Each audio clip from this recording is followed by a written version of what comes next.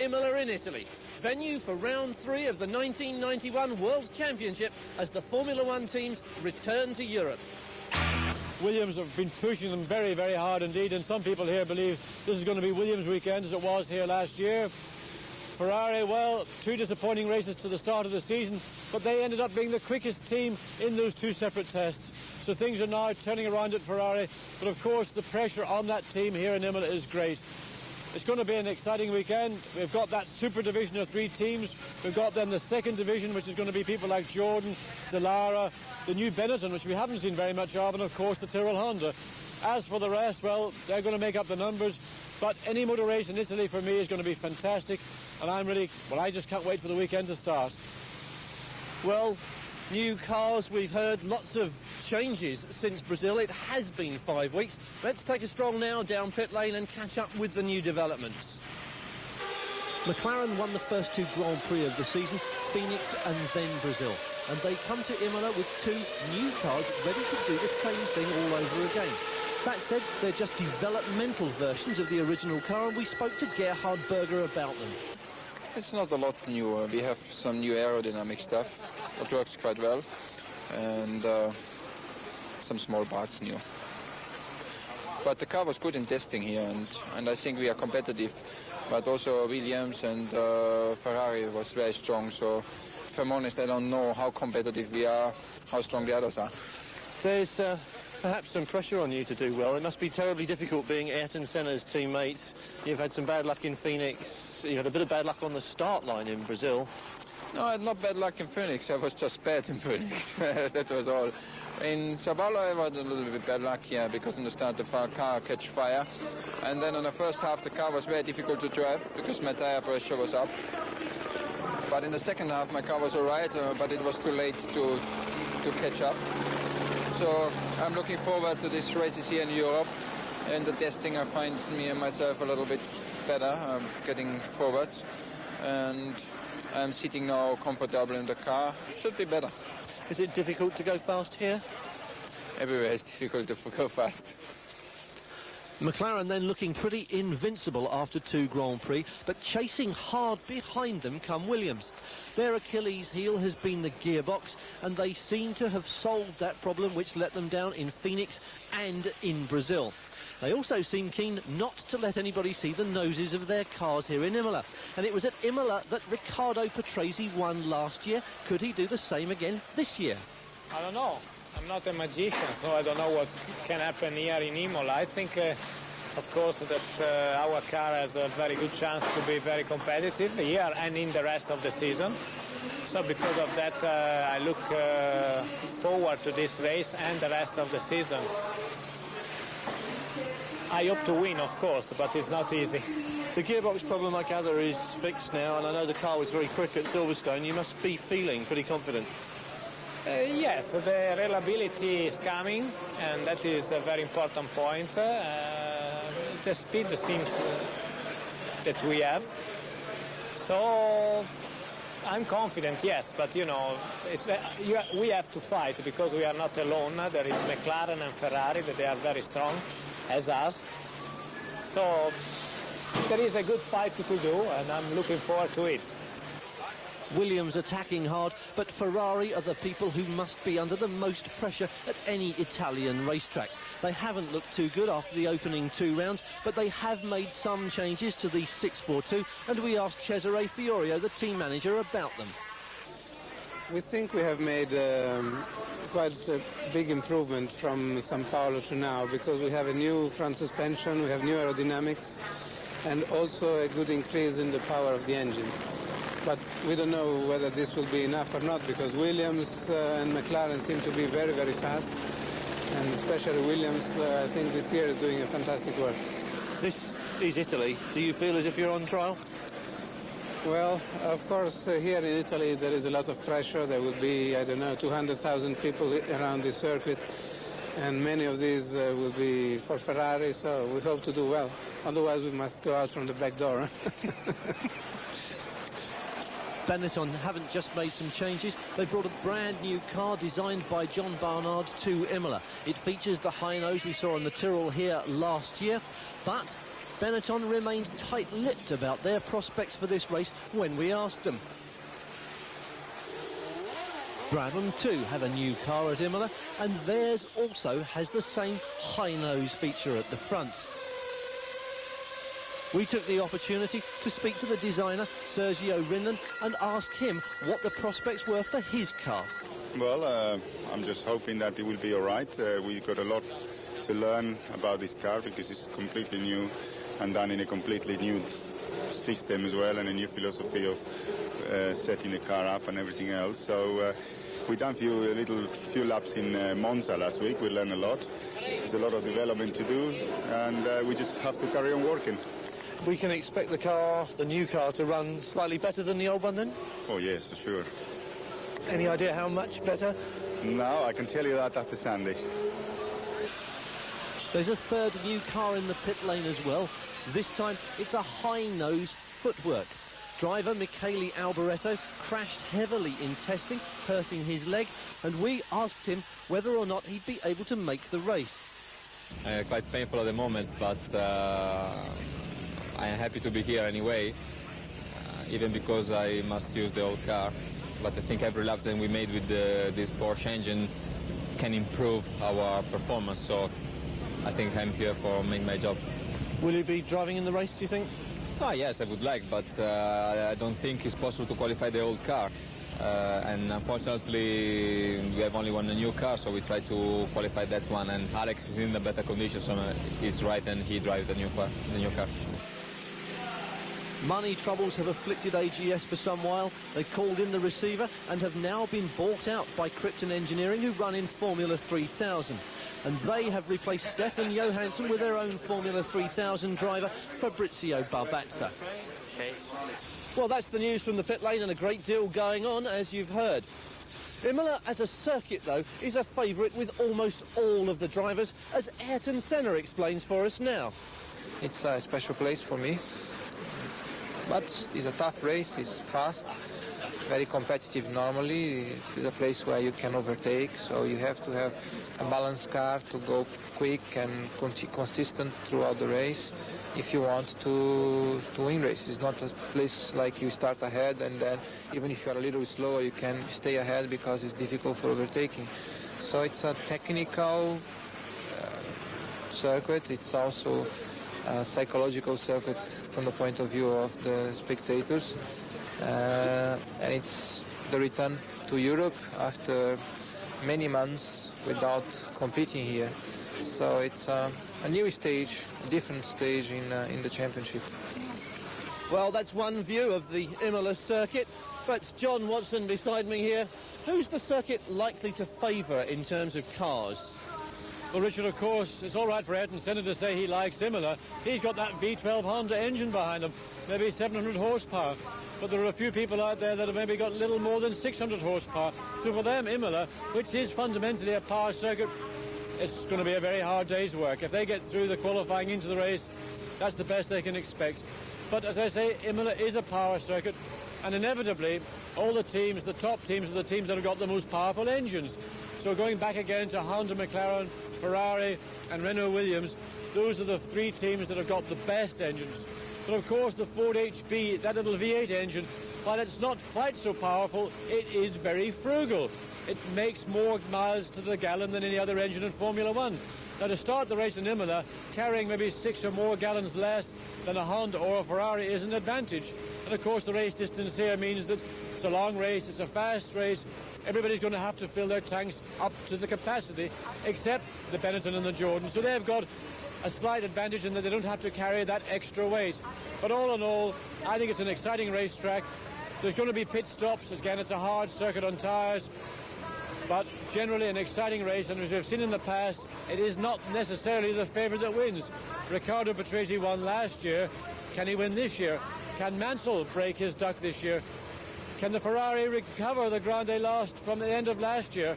Or are we going to see yet again Ayrton Senna, the winner of the first two Grand Prix of '91, continue on and make it a hat-trick? Anybody betting against Senna is a brave man, but for me, Patrese's got to be the outside bet for this weekend. Well, that's the state of play as far as the drivers and the cars are concerned. Let's now take a close look at that Imola circuit and take a ride round it with John Watson. Well, thank you, Richard. And I really wish it was me driving this Williams Renault, but in fact it's Riccardo Patrese, and he's now going to begin a lap of the Imola circuit. And he's just about taking 6th gear now and coming down to this wonderfully fast left-hand Tamburello corner, flat out in 6th, about a mere 180 miles an hour, and then continually picking up speed as we come through this right-hand corner, peaking at about 195, then down to 2nd gear for the Tosa hairpin bend. Now, of course, Patrese has got a semi-automatic gearbox, similar to that of Ferrari, and of course he's changing gear by holding onto the steering wheel and operating the little levers behind the wheel into 4th gear for this wonderfully fast double left-hand and dropping downhill corner. Then down into a very tight and slow 2nd gear, right-left chicane, then 3rd gear, 4th gear into the Acqua Minerale, an uphill right-hand corner, easy to run wide over the curb. Then up to yet another one of these 3 chicanes here at Imola, again a 2nd gear corner in, and then taking 3rd just on the curb at the exit, picking up speed, 4th gear, 5th gear, and just about getting into 6th gear as we come under the bridge, down into the Rovazza, again a double left-hand corner. In fact, really it's 2 corners. The first part taken in 3rd, the second part just getting 4th at this point now, passing Julian Bailey on the right-hand side in his Lotus, then to a very fast right, left, this is 5th gear, then hard on the old anchors again, down into 2nd gear for the left, right, then into 3rd quickly, 4th, 5th gear, and taking 6th just after the bridge, and there you have a lap of Imola 91. Well, thanks, John, for a look at the Imola circuit.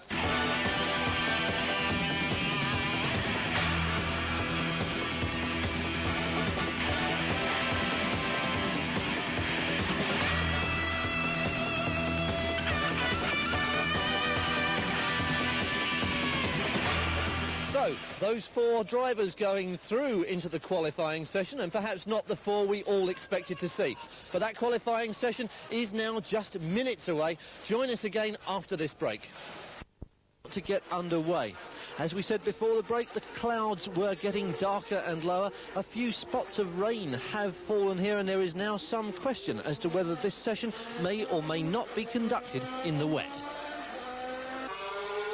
And here's a man who obviously has that question of weather very much on his mind, because Ayrton Senna is virtually the first person to take to the circuit out at the beginning and setting himself up for what looks like being a flying lap. Well, Senna came onto the start-finish line. The tail of his McLaren Honda stepped out a little bit, so this is obviously a major qualifying attempt. Of course, the weather being a little bit unsure right now, we expect to see other people come out very shortly. Whatever Senna does, others will follow. But Senna on his first run down into the Tosa hairpin bend. That's that slow 2nd gear uphill corner at the end of the straight. Senna now accelerating up 4th gear, 5th gear. And this wonderful, it's a double apex left-hand corner, running out wide over that curb, and back in for the second part of that corner, then down into another tight and slow right-left chicane that leads to the Acqua Minerale corner. 4th gear uphill double apex corner that leads on then again uphill to yet another chicane. The green flag's out now. I think that indicates that either there's slow traffic around or that the track is clear, with concern being that a few spots of rain that were falling. That is a warning to say the track is clear. But Senna with a fair bit of traffic to contend with. Not the most ideal lap for Senna. Everybody, of course, wanting to be out as soon as possible to ensure that they get a clear lap and the track is not wet. And now he's just about to complete that lap. Senna back onto the pit straight. Again, well over the curb, sliding around quite a lot. Let's see what the time is. Well, already Ayrton Senna's gone 0.6 of a lap, 0.6 of a second quicker than his pole position last year.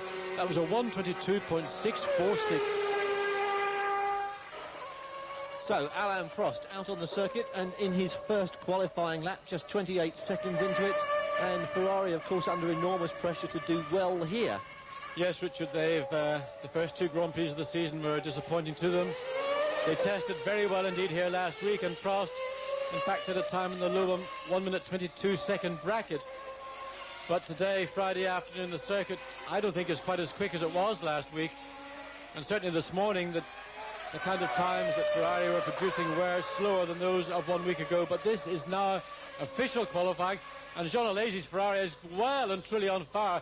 That is a serious blow-up for the a lazy car, and that his engine is absolutely covering the back of the car. Back to Alan Prost now, coming back to the end of his first qualifying run. We're saying that Prost was quick last week. Can he repeat that time this week? I would say it's going to be close. Well, he is about 4/10 slower than he was last week, but that's currently enough. Put Alan Prost onto the front row alongside Ayrton Senna, second quickest with 1 minute 22.689. Senna on the pole with a time that is actually about 40 hundredths of a second quicker.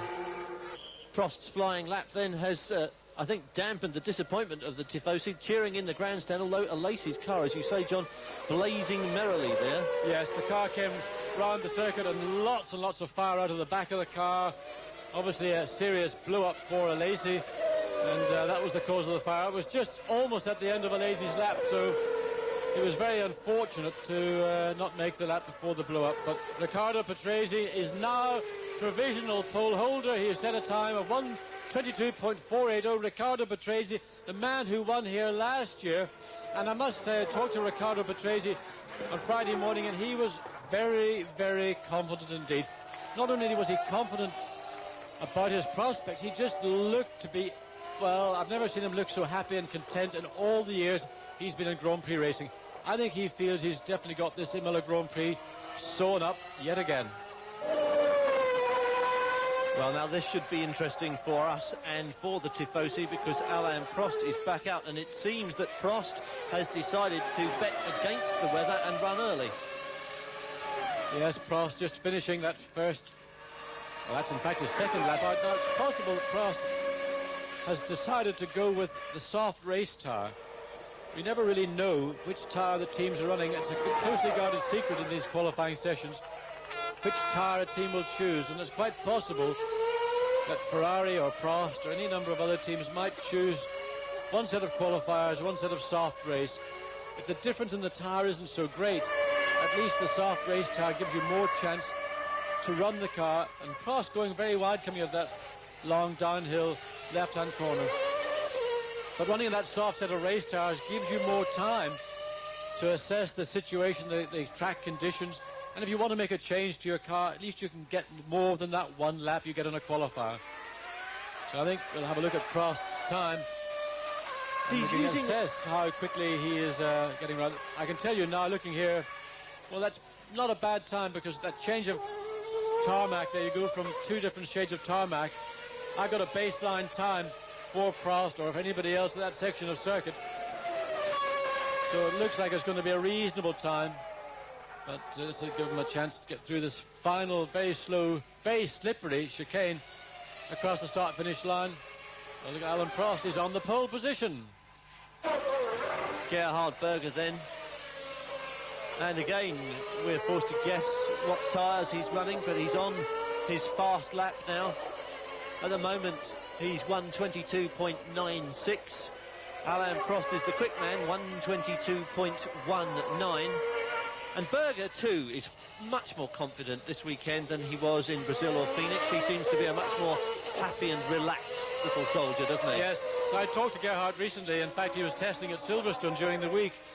And he is physically more comfortable. He fits this car now very well indeed. And this is a circuit, in spite of that awful accident 2 years ago, that he really enjoys. Now let's watch Berger at this same part of the circuit. Almost the same sort of time as Prost did when Prost got on the pole. So Berger is now on the way to a potential pole position lap. And he doesn't mess it up.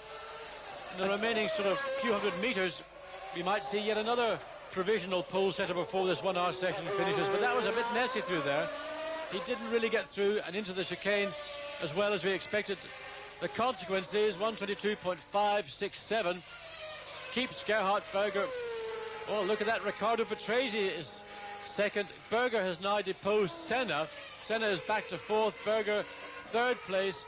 And it's all beginning to happen now. We've got Riccardo Patrese yet again. Patrese on his second run. He too, they're all using the circuit, and they're all starting to look a little bit ragged here and there. Are we looking really at the best that can happen in these conditions for all of these drivers? How close are they? Well, they're certainly all on the limit. Patrese. The thing I can't get over was his confidence when I said, "Hi, Riccardo, how are you this morning?" He just lit up like a Christmas tree. The smile said everything. No doubt about it, this car is quick. But this car is very, very quick, and it's quick everywhere. Well, there we are. Riccardo Patrese is snatched again. Provisional pole. Riccardo Patrese with a 1 minute 21.957. 0.2 of a second quicker than the pole position, the provisional pole, Alan Prost, annexed just, well, 3 minutes ago. Nigel Mansell then on his first set of qualifying tyres, and a quarter of the way round this lap now. Ayrton Senna still has one qualifying set left, and the provisional pole is down to 1:21 at the moment, and Mansell in lots of trouble there. Oh, dear me. Well, basically what Nigel did, he came up behind Barbazza in his first race in the AGS, locked up the left front brake. He was watching Barbazza, got it all wrong, drove across the grass. He's now going past JJ later, so there's one set of qualifying tyres that are virtually used and useless. Whether that time will be allowed to stand, I would very much doubt, because he did take a shortcut, not an intentional shortcut, a force majeure shortcut. I think that was a short trim, actually, because he mowed a section of that grass off. It can't have helped his time. No, but he did get past the AGS of Barbazza. But I remember something like that happening last year for Nigel. That part of the circuit, of course, you're coming downhill. It's a very tight, let's look at it again. There you see the right front lock up. He knows he's not going to get through the chicane, so he actually just nails the throttle. Barbazza is almost attacked by Mansell's Williams from the left. He lets Mansell go on through. I would imagine that time will be disallowed. Whether the distance was actually any shorter or not, I'm not sure, but he certainly didn't follow the racetrack. And great disappointment for Mansell to come up against traffic at that particular part of the circuit. Das hätte zu einer wirklich gefährlichen Kollision kommen können. Und ich bin auch sicher, dass man in der Williams-Renault-Box über dieses Manöver nicht sehr glücklich war. Ayrton Senna seems yet again to have picked his moment rather well, circulating slowly. And he does build up a mental picture in these laps, not only of the circuit, but of where everything is in relation to him, and then just picks his moment. Yes, well, I mean, I have to say Ayrton Senna is the nearest thing to an astronaut in Grand Prix racing. The ability he has just to drive the car is one thing, but the mental commitment that he makes and his ability to absorb information, to think things out, is remarkable, certainly in racing driver terms. There's never been a racing driver in my mind like Ayrton Senna. He is unquestionably one of the greats of Grand Prix racing, alongside people like Fangio, Clark, Moss, Stewart, all those post-war drivers that have currently been resurrected in various debates about who's been the best, who's your number one. But this man certainly has got to be in the equation of being one of the great racing drivers of all time, and certainly I would say the greatest man in the 90s. Unbelievable car control from Ayrton Senna, and again we saw that he let the Minardi go ahead of him, but when he put on the power he came up on it at a place where he could easily get past without losing time, and he must have computed that into his plan for this lap, and the rest of it now seeming deserted, as indeed it did from the air. One more car ahead of him, but Ayrton Senna certainly moving. Yes, well, let's check Senna's lap time when we come round. You see a sensible one of the Brabhams letting, I think that's Martin Brundle. At this point, a fractionally quicker. I reckon we might just see Ayrton Senna nick that provisional pole away from Riccardo Patrese. Remember, he's got to beat a 1 minute 21.957, and I think Senna's going to do it. He's a lot tidier and a lot cleaner. Whatever adjustments he made to that car have certainly done the trick, because this looks a tidier lap than the other one. Yes, he has. By a 1/10 of a second, he's done it. So Ayrton Senna does it again. In der ersten Reihe als schnellster des Trainings zum 55. Mal, und ich bin sicher, dass es keine schnelleren Zeiten mehr gibt. Aber schalten wir zurück wieder hier zum aktuellen Provisional pole position 121.877, just snatching it from Riccardo Patrese's 121.957. Alain Prost third quickest in the 122s, with Nigel Mansell making fourth fastest on his second run after that excursion onto the grass. Gerhard Berger is 5th quickest, Stefano Modena 6th fastest, and then 7th, Jean Alesi, after the fire, still making it at 1:23.945. Gianni Morbidelli next, and Pierluigi Martini side by side 8th and 9th, and in 10th place Satoru Nakajima, first of the 1-minute 25-second runners. Then come Andrea De Cesaris and Bertrand Gachot, then Roberto Moreno and Nelson Piquet. Maurizio Gugelmin is 15th quickest, 16th JJ Leto, and 17th Eric Bernard. Martin Brundle, first man in the 1:26-second bracket, with Eric Comas behind him 19th, Aguri Suzuki 20th, and a fine effort from Eric van der Poel 21st. 22nd, it's Ivan Capelli, then Mark Blundell and Thierry Boutsen, 24th fastest. At 1:27, it's Mika Hakkinen and Julian Bailey just scraping ahead of the provisional cut. Out for the time being, Gabriele Tarquini, Fabrizio Barbazza, Alex Caffey with the new footwork, and Michele Alboreto with the old footwork. So, an interesting first day, very busy first day qualifying here at Imola, and coming between John Watson and myself, the source of all the aggravation, this, John, that you are clutching is what it's all about. Yes, indeed. Well, we're in the room which is the Principality of San Marino. They've got a special room here at Imola, and this is the trophy the winner on Sunday will take home. It's a lovely piece of kit. It's very heavy. Some poor wife or girlfriend's going to have to spend all her time keeping it spotless and immaculate, but I'm sure it's going to be worth it. It's a great trophy, and of course on Sunday we're going to see a fantastic race. Well, before Sunday we have the second qualifying session. You can see that also on Eurosport. Don't forget to join us again for the second qualifying session from Imola.